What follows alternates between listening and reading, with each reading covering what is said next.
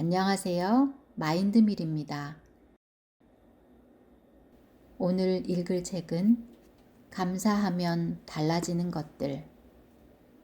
제니스 캐플런 지음, 김은경 옮김. 내 인생을 바꾼 365일 동안의 감사일기. 나는 고맙습니다.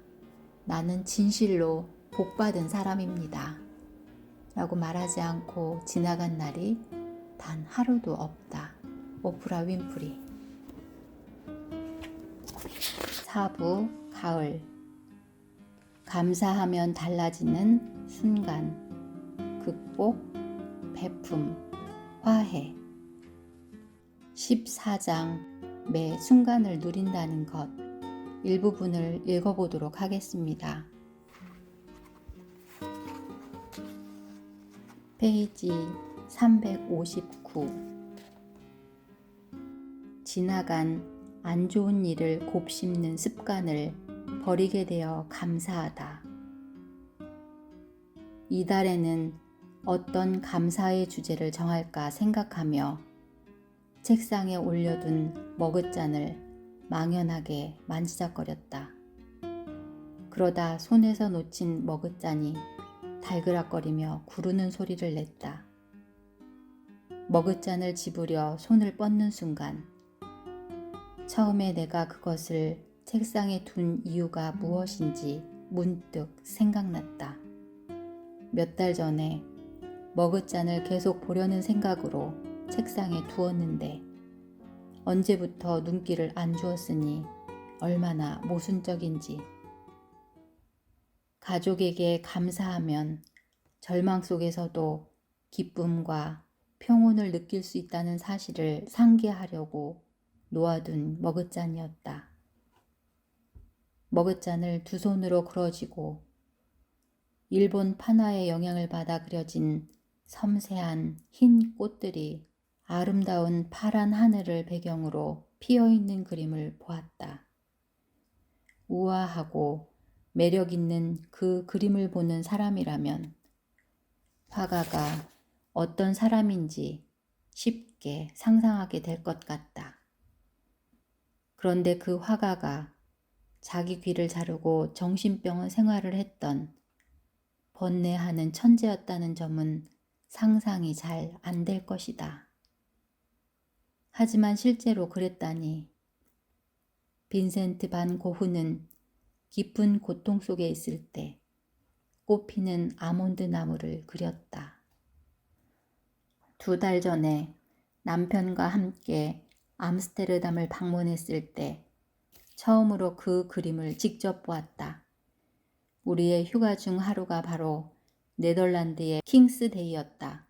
이 국경일은 미국의 독립기념일과 비슷한데 다만 빨간색, 흰색, 파란색이 아닌 주황색으로 물든다는 점이 다르다. 도시는 맥주를 마시며 흥청대는 사람들, 길거리에서 축하하는 사람들, 운하에서 파티보트를 타는 사람들로 넘쳐났다. 남편과 나는 한동안 재미있게 구경했지만 떠들썩하게 노는 것은 우리 취향이 아니었다. 나는 몇 주에 걸쳐 그 여행을 계획했으면서도 네덜란드에서 가장 시끌벅적한 휴일이 여행 기간에 포함된다는 점을 알지 못했다는 사실에 살짝 당혹감을 느꼈다. 우리는 한 가닥 희망을 품고 엄청난 인파를 지나 반고흐 미술관으로 향했다. 평일에도 사람들로 붐비는 것으로 유명한 곳이지만 모두가 밖에서 파티를 하느라 그곳에 들어가는 사람이 안 보였다. 야호! 미술관엔 사람들이 없었다. 작품들이 특별히 우리를 위해 전시된 듯한 기분이 들었다. 내가 날짜를 확인 안 하고 킹스데이에 휴가를 잡은 것이 무척 감사하네. 나는 웃음을 띠며 남편에게 말했다. 우리는 전시실을 돌아다니며 예전에 포스터로만 보았던 유명한 작품들을 가까이서 경외감을 느끼며 바라보았다. 일본식 불교의 느낌이 나는 꽃 피는 아몬드 나무, 내 머그잔 그림이기도 하다. 작품은 위층에 전시되어 있었다. 반 고흐는 1890년 그의 인생 말년에 이 그림을 그렸다. 벽에 걸린 그 아름다운 그림을 보았을 때 내심 놀랐다. 그 고상하고 우아한 그림이 외로움과 불안이 가득 묻어나는 두 그림 사이에 있었기 때문이다. 반 고흐는 같은 시기에 번뇌에 찬 상태로 이 두 그림을 그렸다. 하나는 수확하는 사람이 있는 밀밭을 표현한 작품이고, 다른 하나는 요양원 정원에서 번개에 맞아 쓰러진 삐죽삐죽한 나무들을 강렬한 빨강으로 표현한 작품이었다. 반 고흐는 삶의 유한성, 고독, 절망에 대한 우울한 생각에 빠져 있을 때 아름다울 만큼 고요하고 삶을 긍정하는 그림을 그릴 방법을 찾았다. 이와 관련된 일화가 있다. 반 고흐의 남동생 테오 부부가 출산한 아기의 이름을 그의 이름을 따라 빈센트로 지었다. 반 고흐는 우울증으로 괴로워했지만 동생 부부가 자기 이름을 따서 아기 이름을 지은 데 감동받아 자신의 감사를 표현하고 싶어 했다. 그리하여 희망과 고마움의 표시로 꽃을 그렸다. 나는 기념품점에서 반 고흐가 감사의 표현으로 말미암아 정신적 고통의 돌파구를 마련했다는 사실에 다시 한번 감동을 느꼈다. 그래서 감정을 바꿔주는 감사의 힘을 상기하기 위해 그 머그잔을 사기로 했다. 온 집안을 저 메시지로 장식하지 그래? 남편은 꽃피는 아몬드 나무 그림이 새겨진 냅킨, 플라스틱 접시, 연필, 에스프레소 컵, 공책, 안경 거치대, 마우스패드, 소금통과 후추통이 놓은 곳을 가리키며 말했다. 대부분의 사람들은 그 예쁜 디자인에 끌릴 테지만 나는 그 그림이 지금까지 쓰인 가장 아름다운 감사 편지처럼 느껴졌다. 그 여행에서 겪은 또 다른 일이 있다. 다음 날 우리는 멋진 하루를 보내고 도시가 다시 조용해진 밤이 되었을 때 운하 옆에 아름다운 거리를 걸었다. 그날 딱 한 가지 안 좋았던 점은 웨이터가 음식을 내오는데 엄청 오래 걸려 그저 그랬던 저녁이었다. 나는 새 음식점을 선택 목록에 두고 예약을 여러 번 취소해가며 그곳을 선택했다. 남편에게 잘못 선택해 미안하다고 했다. 남편은 신경 쓰지 말라고 했지만 나는 그럴 수가 없었다. 완벽한 하루를 만들지 못했다는 생각에 기분이 점점 나빠졌다. 호텔 안내원이 추천한 곳으로 가는 거였는데 나는 불평하듯 말했다. 남편은 다시 한번 나를 다독이는 말을 하더니 잠시 후 발걸음을 멈추었다. 이봐요, 감사 부인. 남편은 웃음을 띠며 말했다. 우린 지금 네덜란드의 멋진 밤에 이렇게 두 손을 잡고 운하 옆을 걷고 있잖아. 당신은 이걸 감사할 거야? 아니면 음식점 때문에 불평할 거야? 나는 남편 말이 옳았기에 웃음을 짓고 말았다. 안 좋은 일을 혼자서 곱씹는 것은 감사하는 생활과 맞지 않았다. 이제 그런 습관을 버려야 할 때가 되었다. 나는 뭐뭐 했어야 했는데 라는 말을 달고 사시던 어머니에게 그러한 습관을 나도 모르게 물려받았다. 내가 조금 컸을 때는 어머니가 뭐뭐 했어야지 로 줄여 말씀하셨다. 나는 18살이 되도록 그것이 표준어인 줄 알았다. 아버지는 어머니가 과거 일을 한탄할 때면 화를 내셨다. 그놈의 한탄 그만 좀 할래? 아버지는 소리를 지르셨다. 어머니는 그만두지 못하셨다. 하지만 이제 나는 안 좋았던 과거를 곱씹는 습관을 완전히 버려야 할 필요가 있었다. 올 한 해 나는 감사가 제대로 된 사건이나 결정이 아닌 내가 그것을 어떻게 받아들이는가와 관련이 있다는 것을 알게 되지 않았는가. 감사하면 마음을 다스릴 수 있다.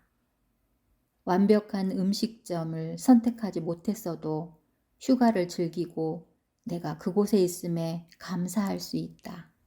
스워스모어 칼리지의 심리학자 베리 슈와르츠는 선택안이 너무 많으면 행복을 느끼지 못한다는 점을 증명하려는 연구를 시행한 것으로 유명하다. 슈와르츠에 따르면 우리는 너무 많은 가능성이 주어지거나 기대감이 너무 클 때 좌절감을 느낀다고 한다. 일단 어떤 선택을 내리면 생각보다 만족감을 못 느낀다고 한다. 다른 선택안이 더 나을 뻔했나? 라고 생각하기 때문이다. 그 당시 내가 문제를 해결할 유일한 방법은 나의 선택에 감사하는 일이었다. 그래서 남편을 꼭 안아준 후 새로운 기분으로 길을 계속 걸었다. 식사를 망쳤다는 이유로 그날 밤을 망치고 싶진 않았다. 그저 지금 이 순간 우나 옆에 남편과 함께 있음에 감사하면 되었고 내일 저녁엔 음식이 나오는데 3시간이나 걸리지 않는 음식점을 찾으면 되는 거였다.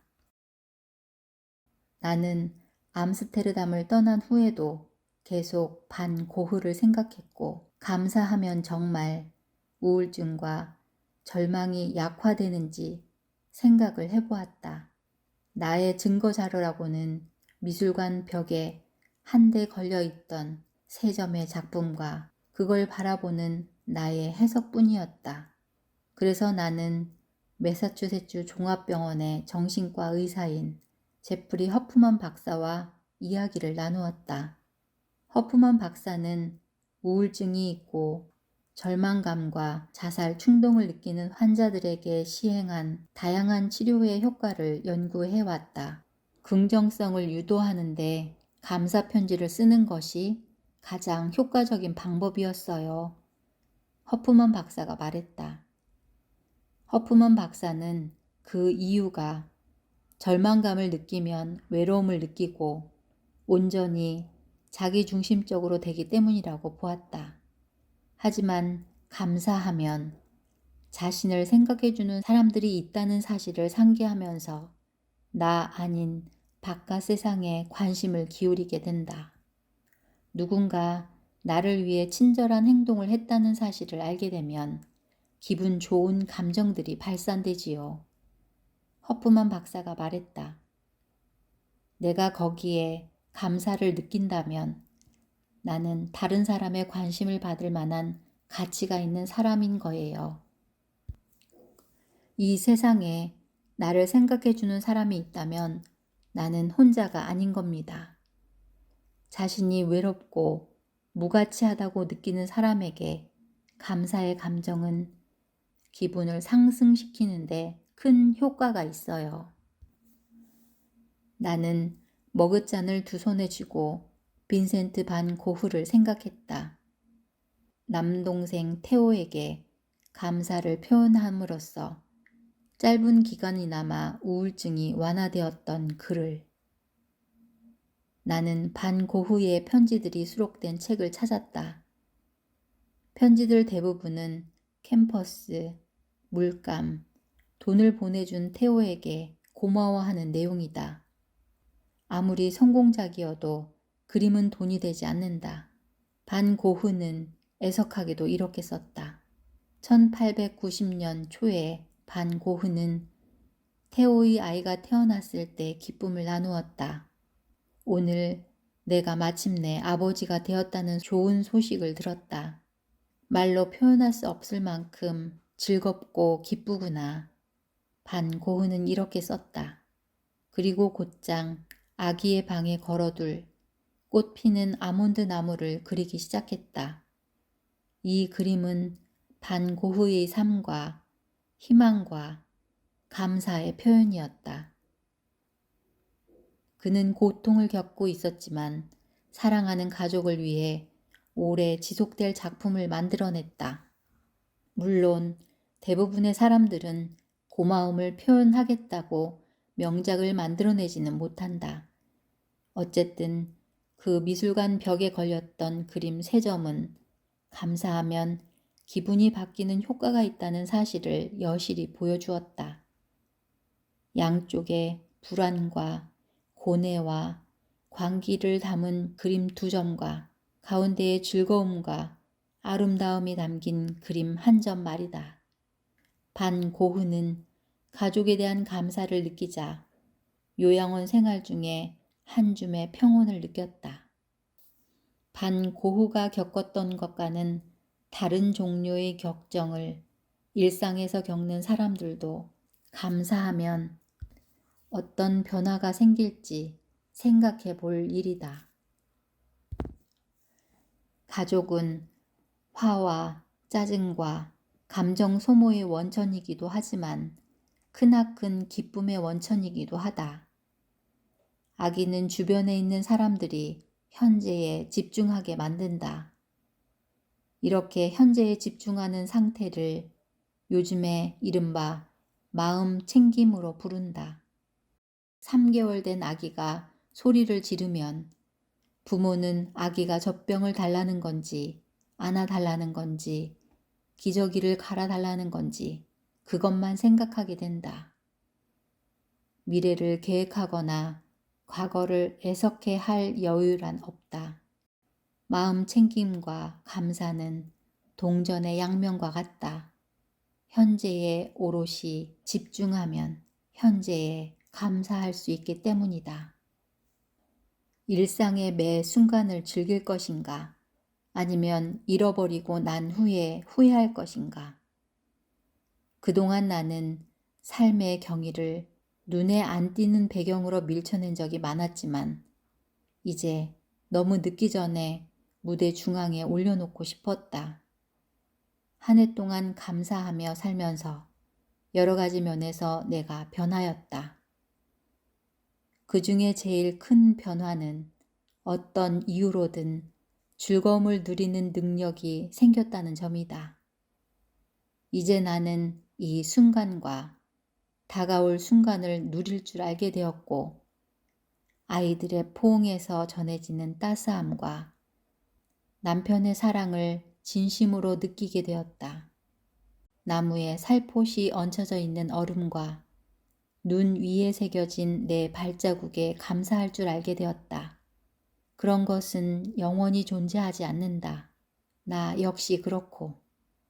하지만 그 사실은 중요하지 않다. 중요한 건 지금 이 순간이니까.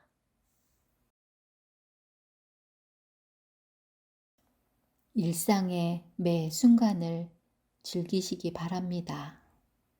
오늘도 함께 해주셔서 감사합니다.